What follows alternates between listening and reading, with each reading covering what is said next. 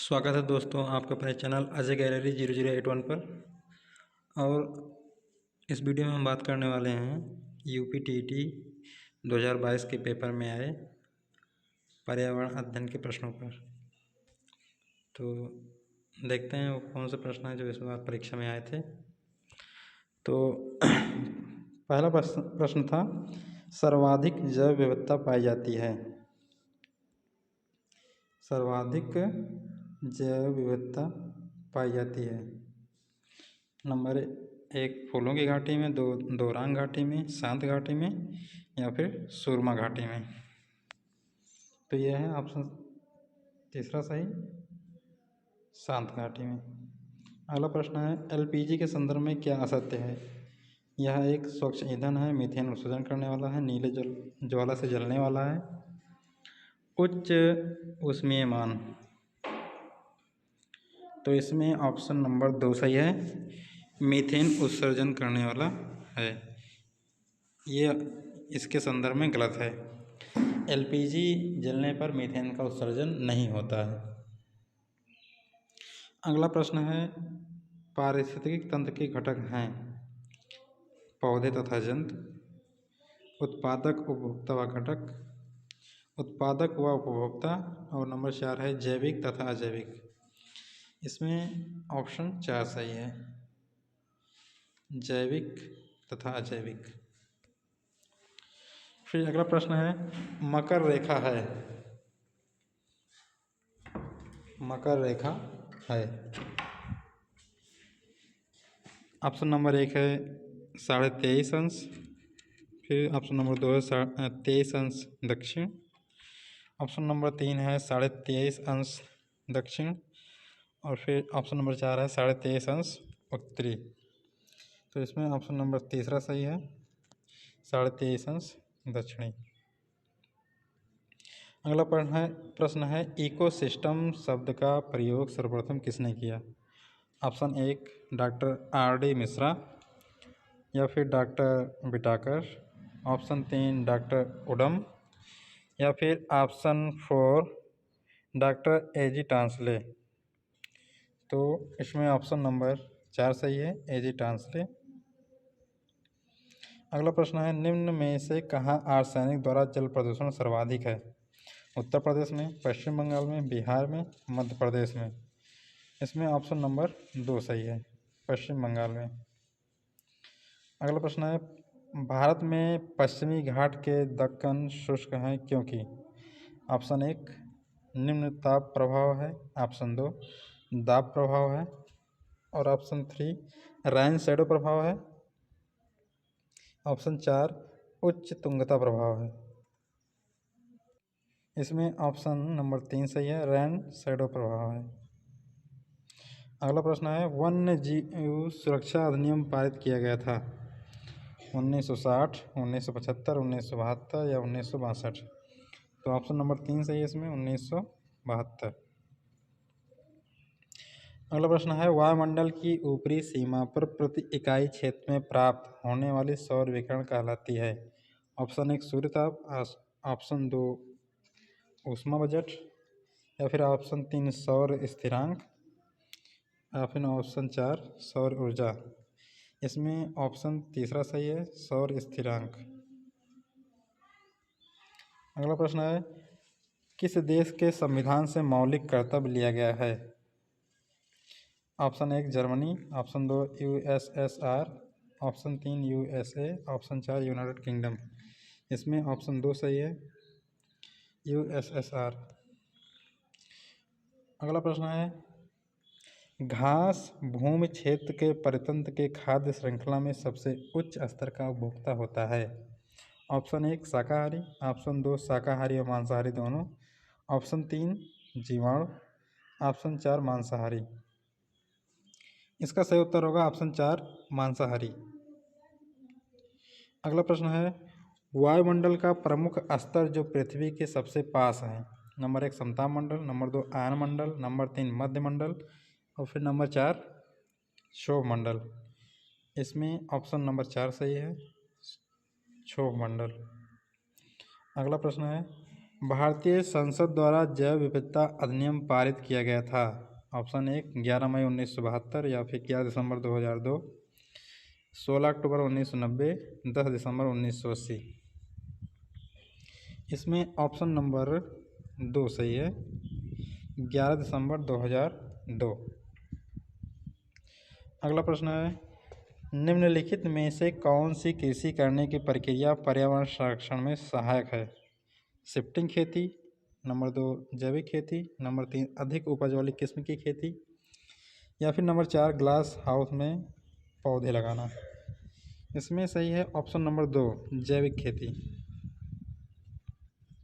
अगला प्रश्न है, अम्लीय वर्षा संबंधित है हाइड्रोक्लोरिक एसिड से, बोरिक अम्ल, नंबर 3 एसिटिक एसिड से, या फिर नंबर 4 सल्फ्यूरिक एसिड से। तो इसमें ऑप्शन नंबर 4 सही है, सल्फ्यूरिक एसिड से। फिर अगला प्रश्न है, WWF से आशा है वर्ल्ड वाइड फंड से, या फिर वर्ल्ड वाच फंड से, या option number 3 world wild life fund से, या option number 4 world war fund. तो इसमें सही है option number 3 world wild life fund. अगला प्रश्न है, फूलों की घाटी अवस्थित है जम्मू कश्मीर में, उत्तराखंड में, सिक्किम में, हिमाचल प्रदेश में। तो इसमें ऑप्शन नंबर 2 सही है, उत्तराखंड में। अगला प्रश्न है, भारत में निम्नलिखित में से कौन सी एजेंसी मुख्य रूप से प्रदूषण के मापन से संबंधित है? Option 1 green tribunal, option 2 survey of India, option 3 केंद्रीय जल आयोग, या फिर ऑप्शन 4 केंद्रीय प्रदूषण नियंत्रण बोर्ड। तो इसमें सही है ऑप्शन नंबर 4 केंद्रीय प्रदूषण नियंत्रण बोर्ड। फिर अगला प्रश्न है, कोटोपाक्सी एक जागृत ज्वालामुखी है जो अवस्थित है? ऑप्शन 1 सिसिली में, ऑप्शन 2 रॉकीज में, ऑप्शन 3 एंडीज में, ऑप्शन 4 हवाई में। इसमें ऑप्शन नंबर 3 सही है, एंडीज में। अगला प्रश्न है, तिब्बत की सांगपो नदी भारत में जानी जाती है? तो तिब्बत की ऐसी कौन सी नदी है जो भारत की ऐसी कौन सी नदी है जो तिब्बत में सांगपो के नाम से जानी जाती है? तो option 1 Ganga, option 2 Sindh, option 3 Brahmaputra, option 4 Yamuna. इसमें ऑप्शन नंबर 3 सही होगा, ब्रह्मपुत्र। ब्रह्मपुत्र ऐसी नदी है जो तिब्बत में सांगपो के नाम से जानी जाती है। अगला प्रश्न है, ध्रुव तारा कहा जाता है उत्तरी तारे को, पश्चिमी तारे को, पूर्वी तारे को, दक्षिणी तारे को? तो ऑप्शन नंबर इसमें 1 सही है, उत्तरी तारे को। उत्तरी तारे को ही ध्रुव तारा कहते हैं। अगला प्रश्न है, भारत में प्रोजेक्ट टाइगर प्रारंभ किया गया था? Option number 1 1972, option number 2 1985, option number 3 1981, या फिर ऑप्शन नंबर 4 1973। इसमें ऑप्शन नंबर 4 सही है, 1973। अगला प्रश्न है, कान्हा राष्ट्रीय उद्यान भारत के किस राज्य में स्थित है? तो ये उद्यान स्थित है पश्चिम बंगाल में, या फिर गुजरात में, या फिर तमिलनाडु में, या फिर मध्य प्रदेश में। इसका सही ऑप्शन है ऑप्शन नंबर 4 मध्य प्रदेश। अगला प्रश्न है, लखनऊ समझौता 1916 किन दो के मध्य हुआ था? ऑप्शन 1 कांग्रेस व मुस्लिम लीग के मध्य, ऑप्शन 2 नरम दल व गरम दल के मध्य, ऑप्शन नंबर 3 ब्रिटिश व भारतीयों के मध्य, या फिर ऑप्शन नंबर 4 हिंदू व मुस्लिम के मध्य। इसमें ऑप्शन नंबर 1 सही है, कांग्रेस व मुस्लिम लीग के मध्य। अगला प्रश्न है, जंगली गधों का अभयारण्य कहाँ है? ऑप्शन नंबर 1 राजस्थान में, ऑप्शन नंबर 2 बिहार में, ऑप्शन नंबर 3 मध्य प्रदेश में, या फिर ऑप्शन नंबर 4 गुजरात में। इसमें ऑप्शन नंबर 4 सही है, गुजरात में। अगला प्रश्न है, कार्बन डेटिंग संदर्भित करता है? प्रश्न 1 ऑप्शन 1 चट्टानों की शक्ति मापन, या फिर ऑप्शन नंबर 2 इनमें से सभी, या फिर ऑप्शन नंबर 3 श्वेत पट्ट पर लिखने के लिए कार्बन का प्रयोग, या फिर ऑप्शन नंबर 4 प्राचीन स्थलों में मौजूद हड्डियों या सामग्रियों के आयु मापन में। बिल्कुल इसमें ऑप्शन नंबर 4 ही सही होगा। अगला प्रश्न है, संविधान सभा ने कब राष्ट्रीय गान को अपनाया? ऑप्शन नंबर 1 20 जनवरी 1950, या फिर ऑप्शन नंबर 2 19 नवंबर 1949, या फिर ऑप्शन नंबर 3 21 मई 1949, या फिर ऑप्शन नंबर 4 24 जनवरी 1950। इसमें सही है ऑप्शन नंबर 4 24 जनवरी 1950। अगला प्रश्न है, बायोमैग्निफिकेशन है समय के साथ ऊतक में विषैले पदार्थ की बढ़ती सांद्रता, या फिर ऑप्शन नंबर 2 इनमें से सभी, ऑप्शन नंबर 3 कंप्यूटर द्वारा चित्र के आकार में वृद्धि, या फिर ऑप्शन नंबर 4 जीव के आकार में वृद्धि। तो इसमें ऑप्शन नंबर 1 सही है, समय के साथ ऊतक में विषैले पदार्थ की बढ़ती सांद्रता। अगला और सेकंड लास्ट क्वेश्चन है, निम्नलिखित में से कौन जैवमंडल का अजैविक घटक नहीं है?